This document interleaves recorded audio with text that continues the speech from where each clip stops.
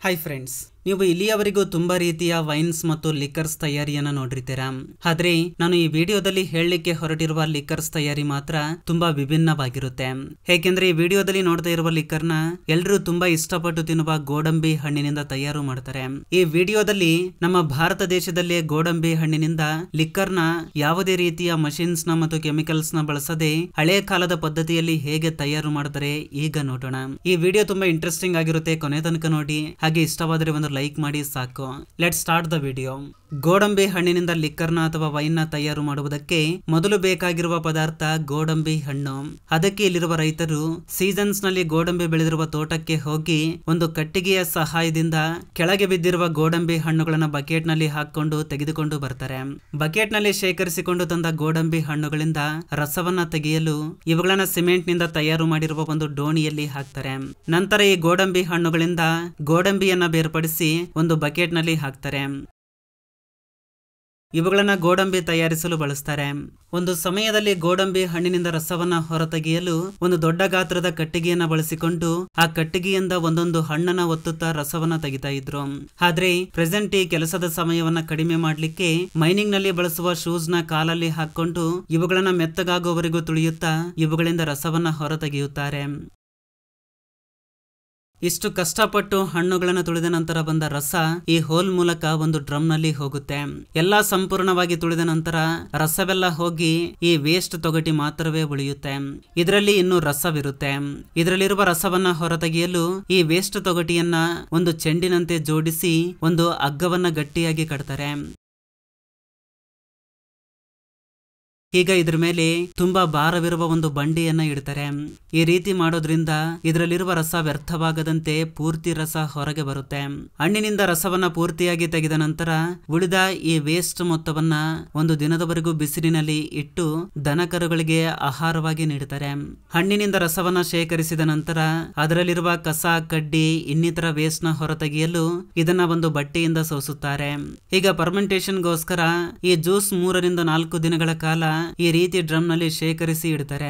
ಈ 3 ದಿನಗಳ ನಂತರ ಡ್ರಮ್ ನಲ್ಲಿ ಇರುವ ಜ್ಯೂಸ್ ನ ಒಂದು ದೊಡ್ಡ ಕಾಪರ್ ಬಿಂದಿಗೆಯಲ್ಲಿ ಹಾಕ್ತಾರೆ.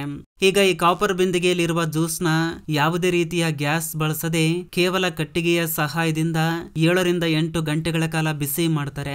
ಕಾಪರ್ ಬಿಂದಿಗೆಯಲ್ಲಿ ಜ್ಯೂಸ್ ನ ಬಿಸಿ ಮಾಡುವಾಗ ಆವಿ ಹೊರಬರದಂತಿರಲು ಈ ಬಿಂದಿಗೆಯನ್ನ ಸ್ವಚ್ಛವಾದ ಮಣ್ಣಿನಿಂದ ಸೀಲ್ ಮಾಡ್ತಾರೆ. ಜ್ಯೂಸ್ ನ ಬಿಸಿ ಮಾಡುವಾಗ ಬರುವ ಆವಿಯಿಂದಲೇ ವೈನ್ ತಯಾರಾಗುತ್ತೆ. ಬಿಸಿ ಮಾಡುವಾಗ ಬಂದ ಆವಿ ಮತ್ತೆ ವಾಟರ್ ಆಗಿ ಬದಲಾಗಬೇಕು. ಅದಕ್ಕೋಸ್ಕರ ಈ ಕಾಪರ್ ಬಿಂದಿಗೆಯ ಮೇಲೆ ಒಂದು ಮಣ್ಣಿನ ಮಡಿಕೆಯಿಂದ ಮುಚ್ಚಿ ಅದಕ್ಕೆ ಒಂದು ಪೈಪ್ ನ ಅಳವಡಿಸಿರುತ್ತಾರೆ. ಆವಿ ಯಾವುದೇ ಕಾರಣಕ್ಕೂ ಹೊರಬರದಂತಿರಲು ಪೂರ್ತಿಯಾಗಿ ಮಣ್ಣಿನಿಂದ ಸೀಲ್ ಮಾಡ್ತಾರೆ. ಈಗ ಪೈಪ್ ಲೈನ್ ಕೊನೆಯಲ್ಲಿ ಒಂದು ಡಬ್ಬಿಯನ್ನ ಇಡ್ತಾರೆ. ಏಕೆಂದ್ರೆ ಆವಿಯಾಗಿ ಬದಲಾದ ಜ್ಯೂಸ್ ಲಿಕ್ಕರ್ ಆಗಿ ಬದಲಾಗುತ್ತೆ. ಸೊ ಆ ಲಿಕ್ಕರ್ ಈ ಡಬ್ಬಿಯೊಳಗೆ ಶೇಖರಿಸಲು ಈ ರೀತಿ ಇಡ್ತಾರೆ. ಈ ರೀತಿ ತಯಾರಾಗಿರುವ ಲಿಕ್ಕರ್ ನಲ್ಲಿ ಆಲ್ಕೋಹಾಲ್ ಕಂಟೆಂಟ್ ತುಂಬಾ ಕಡಿಮೆ ಪ್ರಮಾಣದಲ್ಲಿ ಇರುತ್ತೆ. ಆದ್ರೆ ಇದು ಪೂರ್ತಿ ಪ್ರಮಾಣದ ಲಿಕ್ಕರ್ ಆಗಿ ತಯಾರಾಗಿಲ್ಲ.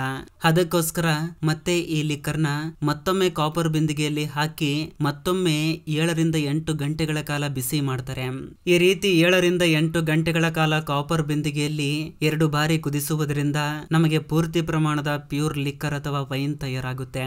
ಈ ಜ್ಯೂಸ್ ನ 2 ಬಾರಿ ಬಿಸಿ ಮಾಡಿದ್ರು ಕೂಡ ಇಲ್ಲಿ ಕೆಲಸ ಮಾಡುವ ವರ್ಕರ್ಸ್ ಲಿಕ್ಕರ್ ತಯಾರಾಗಿದಿನ ಇಲ್ವಾ ಅಂತ ತಿಳಿದುಕೊಳ್ಳಲು ಇದನ್ನ ಟೆಸ್ಟ್ ಮಾಡಿ ನೋಡ್ತಾರೆ. ಒಂದು ವೇಳೆ ಲಿಕ್ಕರ್ ಪೂರ್ತಿ ಪ್ರಮಾಣದಲ್ಲಿ ಇನ್ನೂ ತಯಾರಾಗಿ ಇಲ್ಲದಿದ್ರೆ ಮತ್ತೊಮ್ಮೆ ಬಿಸಿ ಮಾಡ್ತಾರೆ. ಲಿಕ್ಕರ್ ತಯಾರಾಗಿದ್ರೆ ಓಕೆ.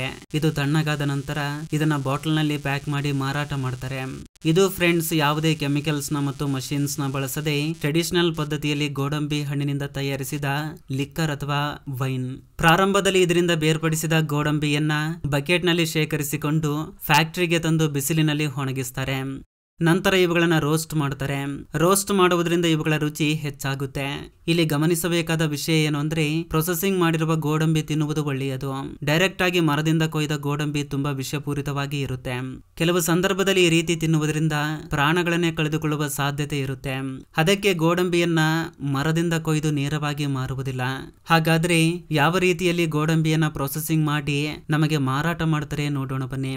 ಇವುಗಳನ್ನ ಚೆನ್ನಾಗಿ ರೋಸ್ಟ್ ಮಾಡಿದ ನಂತರ ಇವುಗಳನ್ನ ಬೇರ್ಪಡಿಸಲು 2 ಪದ್ಧತಿಯನ್ನ ಬಳಸ್ತಾರೆ. ಇಲ್ಲಿ ಗೋಡಂಬಿಯನ್ನ ಮ್ಯಾನ್ಯುವಲಿ ಬೇರ್ಪಡಿಸ್ತಾರೆ, ಹಾಗೆ ಮಷಿನ್ಸ್ ನ ಮೂಲಕ ಕೂಡ ಬೇರ್ಪಡಿಸ್ತಾರೆ.